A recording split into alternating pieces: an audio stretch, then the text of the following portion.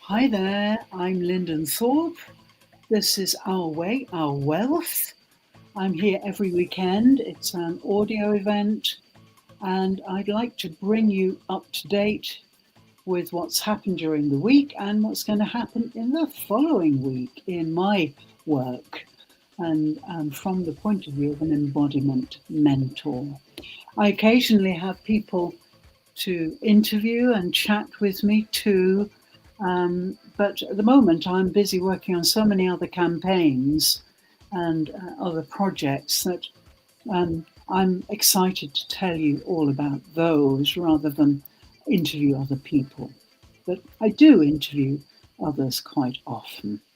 And it's quite interesting because this whole thing started out by interviewing millionaires because I was working with 2 millionaires, studying with them. They were mentoring me. And since I've been on my own, I've diversified and found my passion, which is embodiment, which I've been involved with my whole life, really, and my spirituality, which is really important. So I brought all that together. But I'm still on the millionaire track. So I've got lots of projects and schemes to attract lots of wealth so that I can invest it in really worthwhile projects.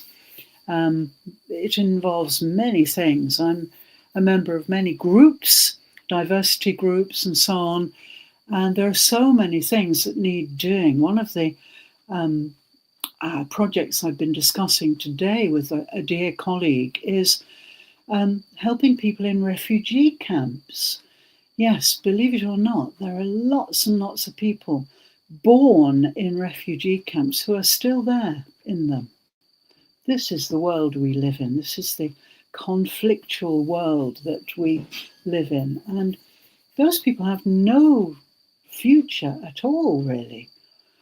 So one of my big missions, and along with my colleagues, is to give them a good start in life by making them market savvy, by giving them digital skills if they don't already have them, and by getting sponsors for them. So I call it the Legacy Partnership. If you'd like to know more about it, just let me know, and I will send you all the details, and we can talk about it if you're interested in joining me and collaborating with me to help people who really have no future. Yeah, we have nearly 4 billion people online now, but there are still 4 billion to go. People who don't have any devices, who don't live in countries or areas where there is Wi-Fi, etc. And that has to change if we are to really achieve diversity, inclusivity, and equity in the world. So, welcome anyway, LinkedIn members, YouTubers. I'm here every weekend, and I try to talk about interesting things. And today I'd like to tell you about some articles I'm writing on Medium, which I write for every day.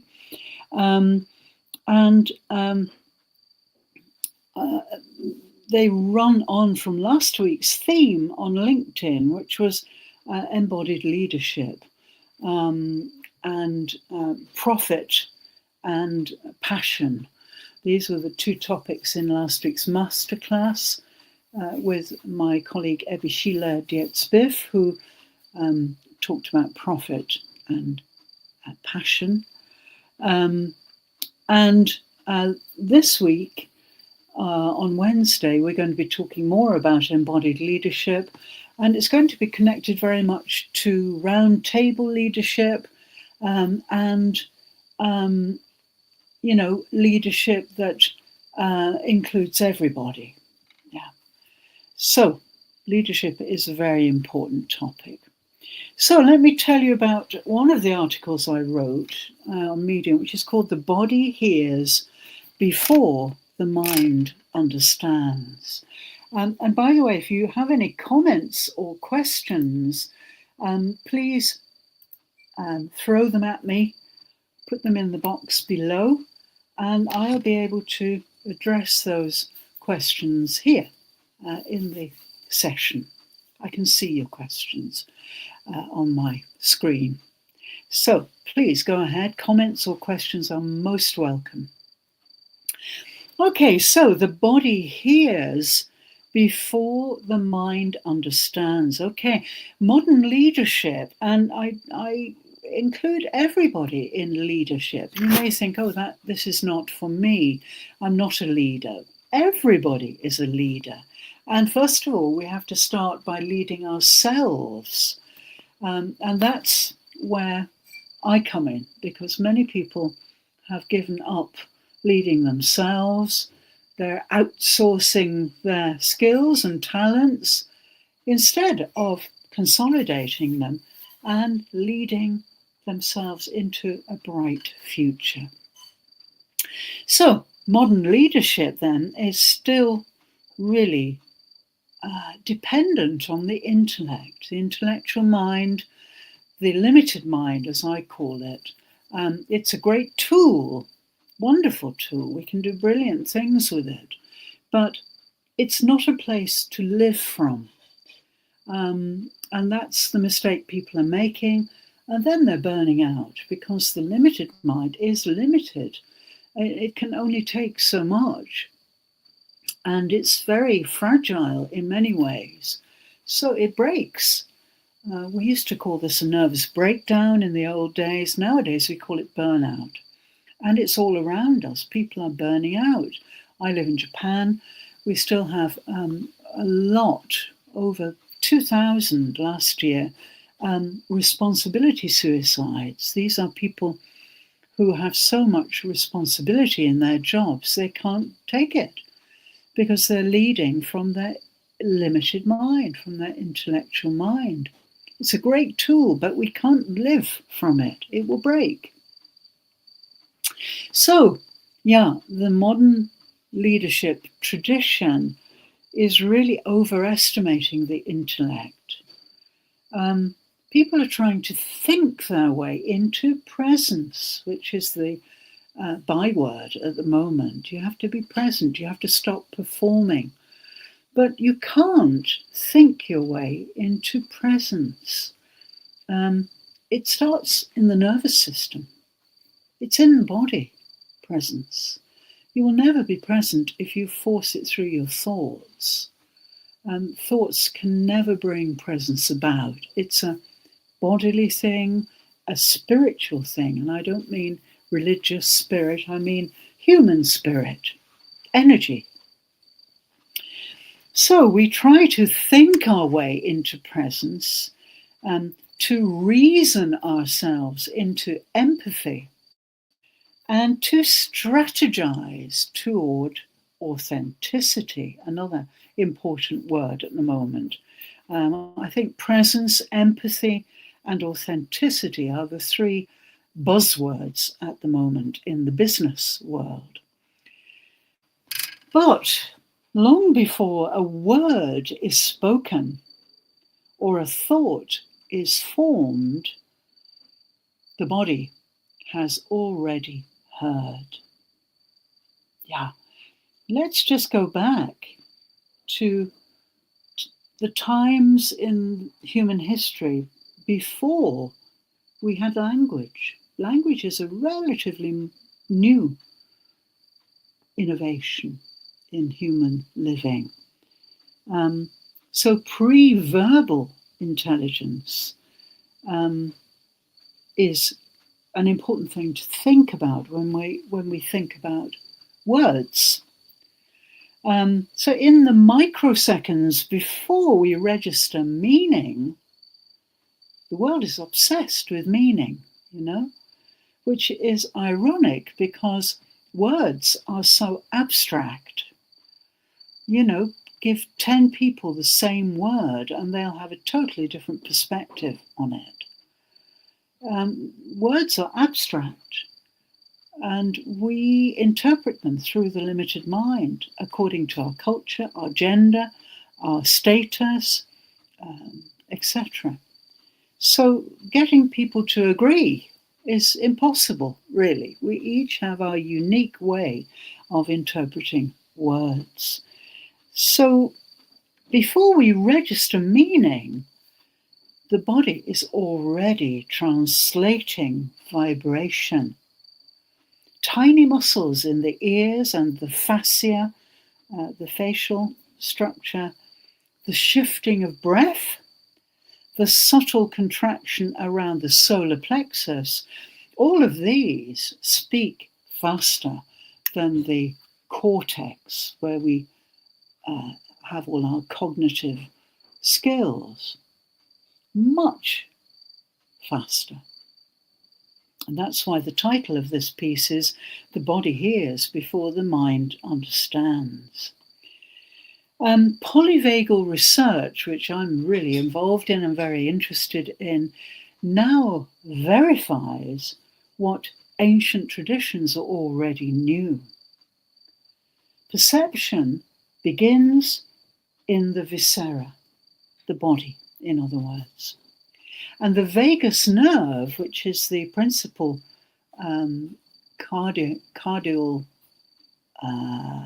nerve, it runs from the brain down into the neck, down into the chest, and eventually into the gut, and into the upper arms.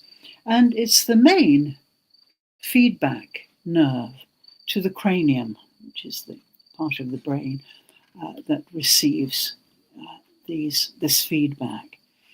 So the vagus nerve is amazingly important. It has its own language of safety and attunement. Our gut feelings are not primitive remnants, but sophisticated relational sensors that tell us when coherence is present and when it's not.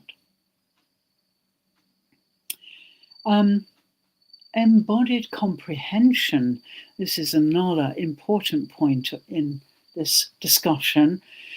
When we listen through the whole body, we enter the realm of what I call embodied comprehension. And I call it whole body listening or detecting vibrations. Because remember, language and any sound all emanate from vibrations. Okay? Sound is vibration. And so the whole body can detect vibrations, and this is what animals do. Yeah, if you watch a wild cat, maybe a tiger, stalking through a jungle, it's completely engaged, 100%. Every skin pore, every hair follicle is aware and alert for any vibration in its environment. A vibration might represent food, something to hunt, or it could represent a threat, someone hunting you. So animals are completely engaged in detecting vibrations with their whole bodies, from the crown of their heads right to the tips of their claws or toes. And so when we look at it this way, we can see that words stop being containers of information and rather become carriers of energy, pure energy or vibration. A leader who has cultivated this kind of awareness no longer relies on eloquence alone. It's not what you say, it's how you say it. That is what presence is all about.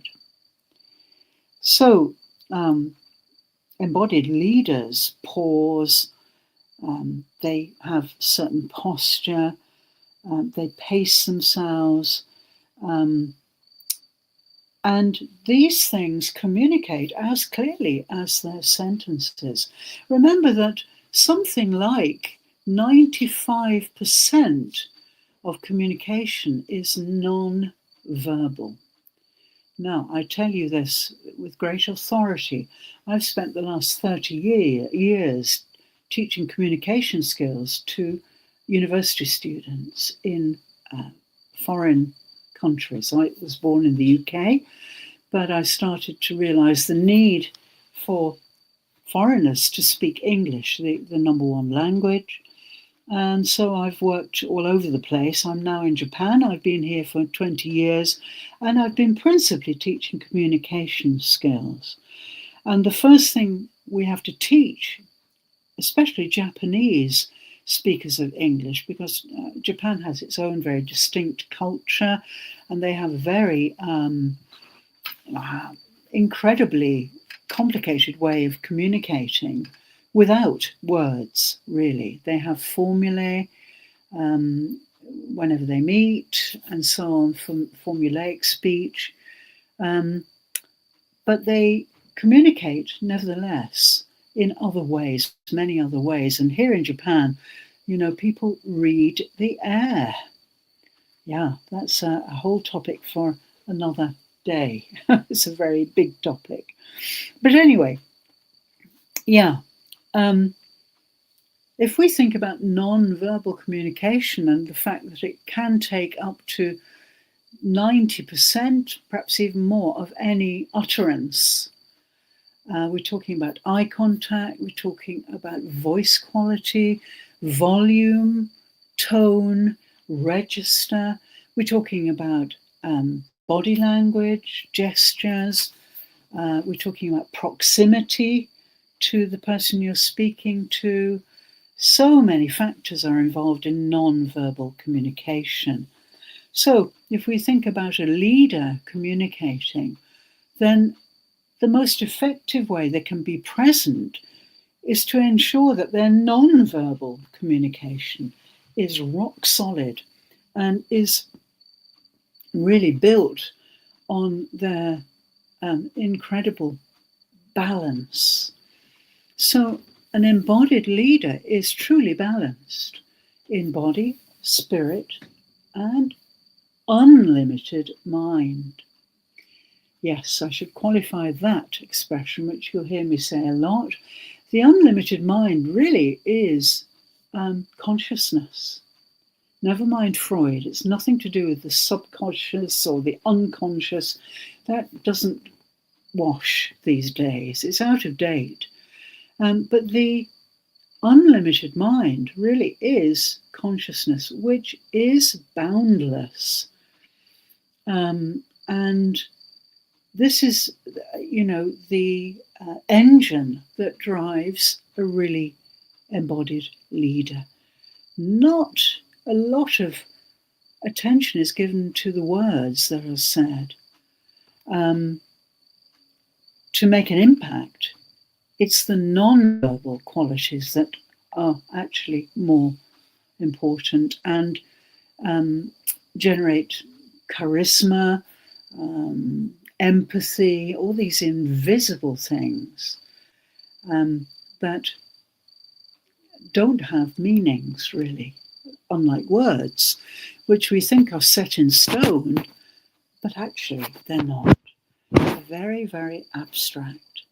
And I'm always constantly amazed that people actually can communicate when we are each uniquely interpreting words according to our DNA coding and according to our ancestral lineage, which goes back thousands of generations and is coded into our DNA. So I'm amazed that we do as well as we do, given we've got 8,000 complete individuals in the world.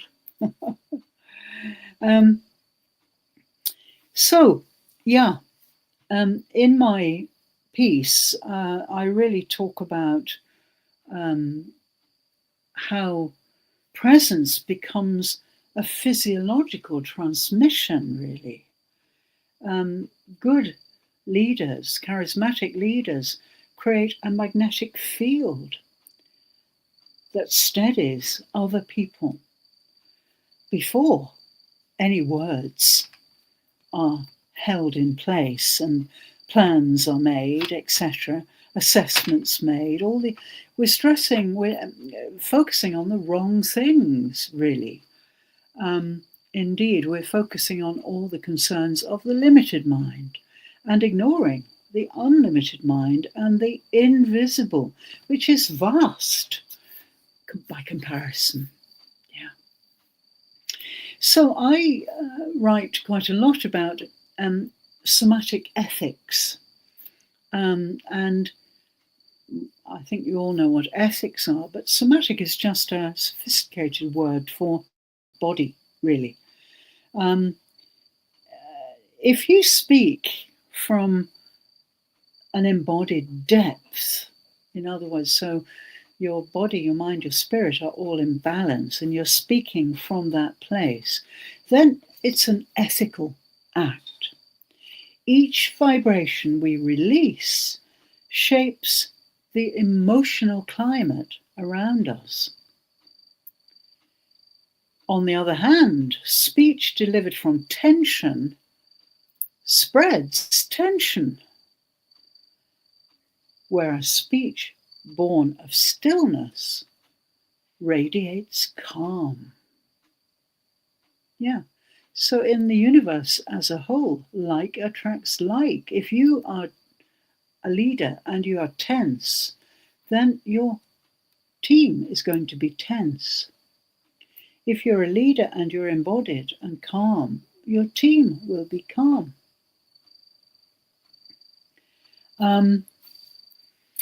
Embodied leaders then, and I've worked with quite a few, train the nervous system before they train their teams. They learn how to pause before speaking. They learn how to locate the message in the heart and the lungs, and to sense how their tone ripples through the space.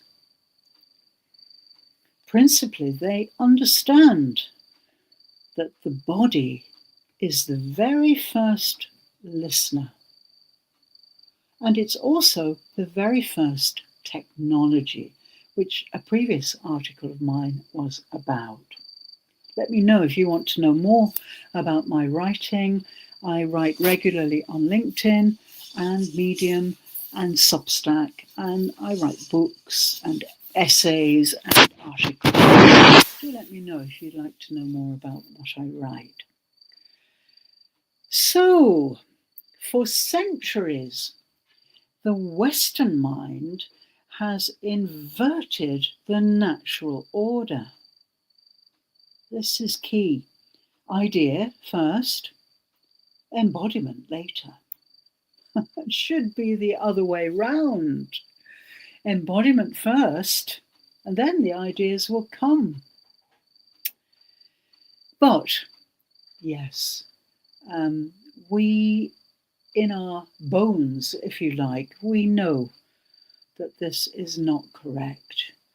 And true mastery returns us to the original sequence, the natural sequence. Sensation first, which is the immediate. Symbol second. So remember, all the words in our lives, they are symbols. Purely symbols. What do they symbolize? That's the question all of us need to ask. And that's what I do a lot of work with my lodestone method, which goes beneath the words into the here and now of consciousness, and we navigate the unlimited mind or the consciousness space without words, without images. We don't need them. There we can find reality. Everything else really is a dream. And words are symbols. Every symbol has something very important beneath it. I've talked about this before regarding money. Yeah, people get attached to the symbols, to the coins, the banknotes, the precious stones. But the value is in the energy of those symbols. Beneath those symbols, behind those symbols, we will find the truth about wealth. The coins and banknotes and so on just symbolize that energy. But once you start to get that sorted out in your heart, then wealth becomes a very attractive and attracting quality. Pure energy. So, yes, we need to really think sensation first, feel something, and then use a symbol, use a word, use a picture, draw on a whiteboard. But everything starts with sensation. It's what we feel that gives us momentum to communicate to other people. And then we can use symbols. The most influential communicators of our time, whether musicians or teachers or healers or world leaders, whatever they achieved, they all share this secret rhythm. They speak from silence beneath the words. So, if your mind loops faster than your breath, I call this mind looping. If you have thoughts going round and round and round in your head and you can't sleep, you're obsessed, and you know the mind is looping faster than your breathing, then your inner script keeps replaying the same lines, the same recording, instead of letting the body lead again. The body will break that loop. And that's what I do, actually. I offer a 30-minute recalibration session to break the looping mind. These are short, powerful immersions designed to quieten the mental noise and restore embodied direction. They're one-to-one. Anybody can have a session, and you can find out more about how much they cost from the link I'll put under this live window. 30 minutes, that's all it takes. I can help you to recalibrate and unloop that mind, which will immediately drop you down into the unlimited mind. Yeah. So please book a call with me to learn more and to start your recalibration. And I'm also going to offer you 10 solutions to embodied leadership as my free gift today. So you can collect it under the window, and these 10 solutions really will give you some experience of how clarity returns when the body hears first. And the mind finally listens. So thank you so much for joining me today. I hope something has resonated with you.